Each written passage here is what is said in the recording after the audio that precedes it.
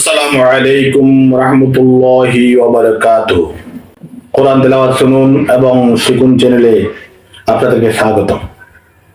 সম্মানিত দর্শক, আজকে আমাদের আলোচনা হবে এতেকাফের আলোচনা। এতেকাফ হচ্ছে রমজানের 20 তারিখে সূর্যাস্তের কিছুক্ষণ পূর্ব হতে ঈদের আগের দিনের সূর্যাস্ত পর্যন্ত পুরুষদের মসজিদে এবং স্ত্রীলোকদের তাদের ঘরের নির্দিষ্ট স্থানে রোজার সহিত অবস্থান করাকে এতেকাফ বলে। রমজানের শেষ 10 দিন অর্থাৎ 20 রমজান থেকে 30 রমজান পর্যন্ত এতেকাফ করা সুন্নত মুআক্কাদায়ে কিফায়া, অর্থাৎ একজনে এতেকাফ করলে এলাকার সকলে দায়িত্বমুক্ত হয়ে যায় এবং কেউ না করলে সবাই গুনাহগার হবে। কারণ সহিহ হাদিসে উল্লেখ রয়েছে যে রাসূল পাক সাল্লাল্লাহু আলাইহি সাল্লাম সর্বদা রমজানের শেষ 10 দিন এতেকাফ করতেন। এবার আসুন এতেকাফের কিছু নিয়ম কানুন সম্পর্কে আলোচনা শুনি। প্রথমত, পুরুষের জন্য এমন মসজিদ হওয়া উচিত যেখানে জামাতের ব্যবস্থা আছে, আর স্ত্রীলোকদের জন্য ঘরের একটি নির্দিষ্ট স্থান হওয়া উচিত। দ্বিতীয়ত, এতেকাফের নিয়ত থাকতে হবে। তৃতীয়ত, জ্ঞান সম্পন্ন ব্যক্তি হতে হবে। চতুর্থত, এতেকাফকারী প্রস্রাব, পায়খানা, ফরজ গোসল ইত্যাদি ব্যতীত অন্য কোনো প্রয়োজনে মসজিদের বাহিরে যেতে পারবে না। পঞ্চমত, মসজিদে জুমার নামাজের ব্যবস্থা থাকলে অন্যত্র জুমা পড়াবার জন্য বা পড়ার জন্য যেতে পারবে না। যেসব কাজে এতেকাফ ভেঙে যায় সেগুলি সম্পর্কে আলোচনা শুনুন। প্রথমত, মসজিদ থেকে বের হলে এতেকাফ ভেঙে যাবে।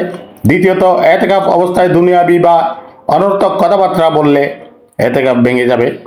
তৃতীয়ত, ব্যবসা বাণিজ্য করা বা তার হিসাব নিকাশ করলে। চতুর্থত, কোনো কারণে মসজিদের বাহিরে গিয়ে প্রয়োজনের বেশি দেরি করলে। পঞ্চমত, সহবাস করলে। ষষ্ঠত, স্ত্রীলোকের হায়েজ বা নেফাস হলে এতেকাফ ভেঙে যাবে। এতেকাফ কত প্রকার হতে পারে আসুন জেনে নিই। 1 নম্বরে ওয়াজিব এতেকাফ। মান্নত করা এতেকাফ ওয়াজিব। শর্তে হোক বা বিনা শর্তে হোক এতেকাফ রমজান মাসে বা অন্য কোনো মাসেও আদায় করা যায়।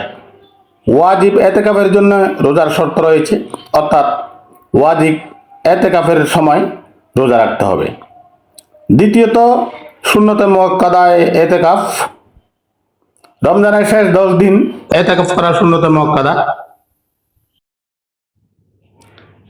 এই সুন্নাত দু একজনে আদায় করলে সকলের দায়িত্বমুক্ত হয়ে যায়, অন্যথায় সকলে সুন্নত তরকের গুনায় লিপ্ত হবে। রমজানের প্রথম থেকে 20 তারিখ পর্যন্ত এতেকাফ করা মুস্তাহাব, অর্থাৎ পহেলা রমজান থেকে 20 রমজান পর্যন্ত এতেকাফ করা মুস্তাহাব।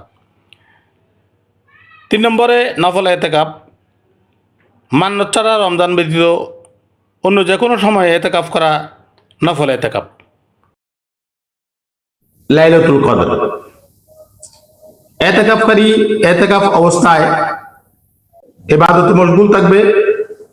নামাজ, কালাম, কোরআন তেলাওয়াত, ইসলামিক আলোচনা ইত্যাদি বিষয়ে আলোচনায় মশগুল থাকবে।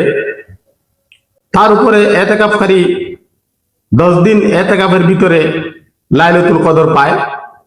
লাইলাতুল কদর যখন পাওয়া যায় তখন তার মর্যাদা, এতেকাফকারীর মর্যাদা আরো বৃদ্ধি হয়ে যায়।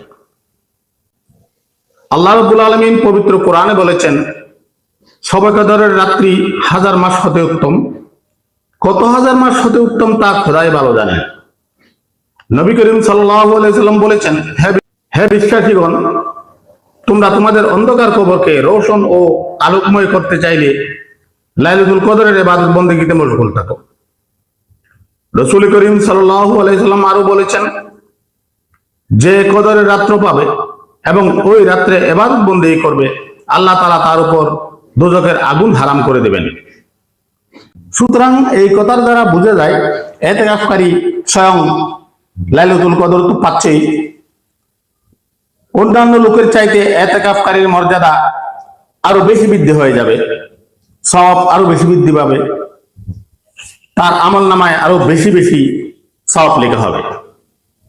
হুজুর পাক সাল্লাল্লাহু আলাইহি সাল্লাম আরো বলেছেন, যে কদরের রাতে ইবাদত করার নিয়তে গোসল করে, আল্লাহ তাআলা তার পদদয় ধোয়ার পূর্বেই তার সমস্ত গুনাহ মাফ করে দেন। রাসূল করিম সাল্লাল্লাহু আলাইহি সাল্লাম আরো বলেছেন, যে লাইলাতুল কদরে ঈমানের সাথে সওয়াবের আশায় রাত জেগে ইবাদত করে, তার পিছনের সমস্ত গুনাহ ক্ষমা করা হবে।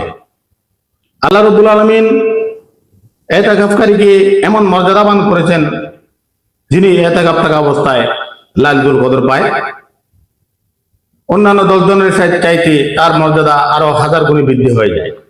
সুতরাং আসুন আমরা ইতিকাফ করার জন্য নিয়ত করি, আগ্রহ প্রকাশ করি। ইতিকাফ করতে পারলে আমাদের সওয়াব বৃদ্ধি হবে, এলাকার সবার দায়িত্ব পালন হয়ে যাবে। একজনে ইতিকাফ করলে এলাকার সমাজের সবার দায়িত্ব পালন হয়ে যাবে। সুতরাং ইতিকাফ করতে হবে বিনা শর্তে, সওয়াবের আশায়। হে আল্লাহ, আমাদের সমস্ত গুনাহটা মাফ করে দিন এবং আমাদেরকে উত্তম আমল করার জন্য তৌফিক দান করুন। আমিন ইয়া রাব্বাল আলামিন। আসসালামু আলাইকুম ওয়া রাহমাতুল্লাহি ওয়া বারাকাতুহু।